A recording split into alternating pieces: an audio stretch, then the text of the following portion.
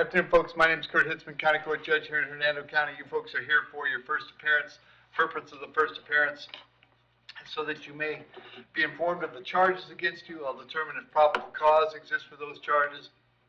Probable cause simply means it's more likely than not that a crime has occurred, more likely than not you're the person who committed that crime. Of course, as you stand before me this afternoon, I presume that you're innocent of these allegations.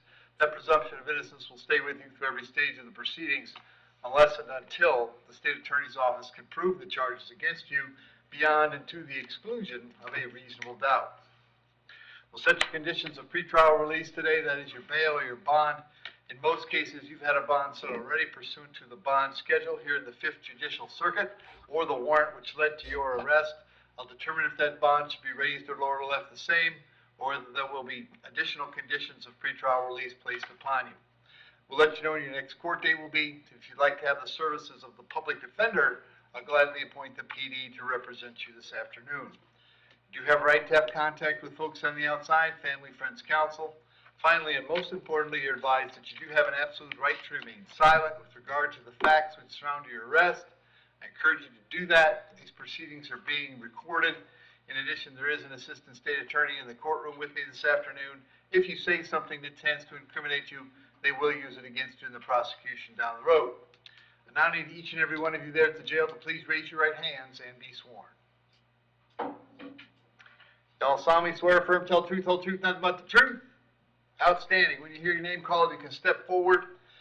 Angela Prout. Ms. Prout, what's your date of birth? February 21st, 1979.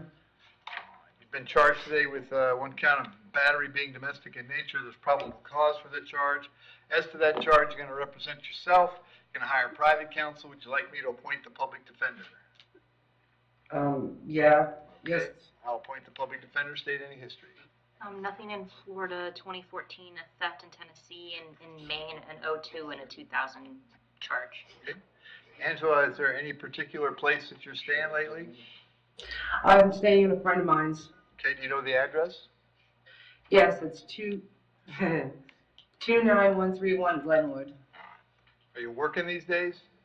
No. I'm going to set your bond at $100. Condition of the bond is that while the charge is pending, you have no contact with Philip.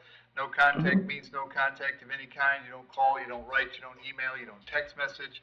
Don't contact him through social media. Don't go where he lives. Don't go where he works. Don't have any third person contact him. Any way that you might imagine contacting him, I forbid you to do that. If you have contact and we find out about it, your bond can be revoked and you can be held without bond until the charges are resolved. It means no contact even if he wants to contact. So if you answer your phone and hear his voice, you should hang up. If you're out and about and see him, you should turn around and run the other way. You need to understand that he cannot drop the charges against you. That's not a decision he gets to make. He may go to the state attorney's office and ask them to drop the charges, but that decision belongs solely to the assistant state attorney handling your case. So unless that person or the judge on your case or your lawyer tells you the charges are dropped, you should assume they are not dropped, and you should not have contact. In addition, I have to hold you today until 4 p.m.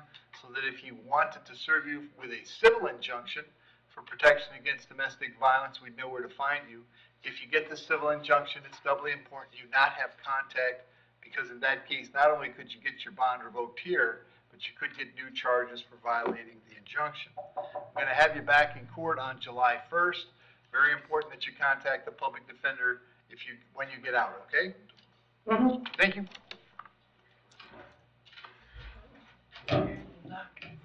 Dwayne Davis.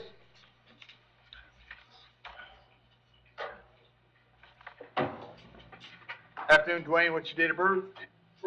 7776. Dwayne, charges violation of an injunction. There's probable cause for the charge. As to that charge, you're going to represent yourself. You're going to hire private counsel. Would you like the public defender? Yes, sir. Public defender is appointed. State. I couldn't hear you, sir. Hang on. I asked the state about your criminal history. Hang on one second, Dwayne. Just this year, there was a dropped ag assault with deadly weapon, battery, felon in possession of a firearm. 2023 violation of an injunction, 2022 violation of an injunction, 2018 possession of marijuana, possession of cocaine, possession of controlled substance ×2, 2016 domestic battery, some driving charges, history similar to that going all the way back to 93. All right. And Dwayne, you have any place in particular you live in these days? No, sir. All right. You working at all? I was. I'm going to set your bond at $500. Dwayne, condition of the bond is that you've got to abide by that injunction. If Amy wants to see you, she's got to go get that injunction taken away, okay? All right, now, can I say something, sir? When I went to court the last time on this, y'all said it was dropped. So, Okay. y'all said it was dropped. What do y'all Dwayne, do? I don't know what to tell you. Apparently it wasn't. But that's on Amy. No, She I'm can- asking, when you say when it's dropped, what do you mean that it's dropped? That means that Is it Amy dropped goes in and the law? asks the judge who gave her the injunction to dissolve the injunction. She has to see the judge again. Gotcha. Okay. I'm going to have you back in court on July 1st. Make sure you go see the public defender when you get out, all right, man? All right, sir. Thank you. Rodney Brown? And judges are offering to adjudicate terms, sir. Hey, Rodney, what's your date of birth? 8175. Rodney, the charge is trespass. There's probable cause for the charge. State says if you want to plead no contest, then I can sentence you to 1 day with credit for 1 day served. And this case is over today. Is that something you're interested in? Yes, sir. You understand by entering a plea today, you give up the right to have a trial by jury, the right to confront the witnesses against you, right to remain silent, but you want to give up those rights so we can take care of this today? Yes, sir. As to the charge of trespass, how do you wish to plead, Rodney? You can plead no contest. Yes, sir. I'll accept that plea, find it was freely and voluntarily made, adjudicate you guilty, sentence you to 1 day, credit for 1 day. Fine and court cost is $550 and cost of incarceration, but that takes care of it, Mr. Brown. If there's nothing else keeping you in the jail, you will be released today. Yes, sir. Thank you. Thank you, sir. Thank you. John Maloney.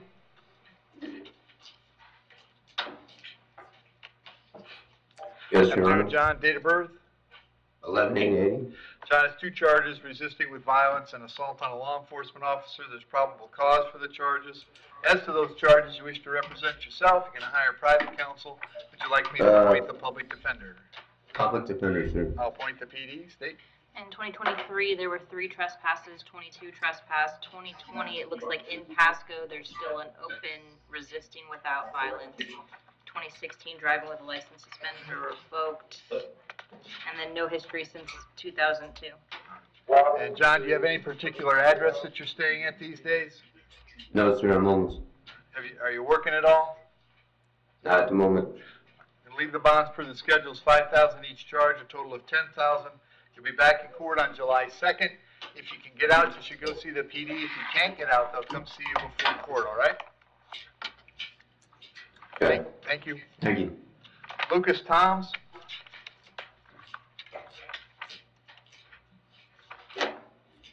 Afternoon, Lucas. Date of birth? 02/26/2002. All right, Lucas, I have 2 affidavits today. One has battery on a firefighter and 4 counts of resisting. The other one's assault. There's probable cause for all those charges. As to those charges, you wish to represent yourself. You're going to hire private counsel. Would you like me to appoint the public defender? Public defender. I'll appoint the PD, state. 2022, disorderly conduct, resisting without violence, possession of marijuana, possession of paraphernalia, trespass. 21, resisting an officer without violence, and 2020, some juvenile drug charges.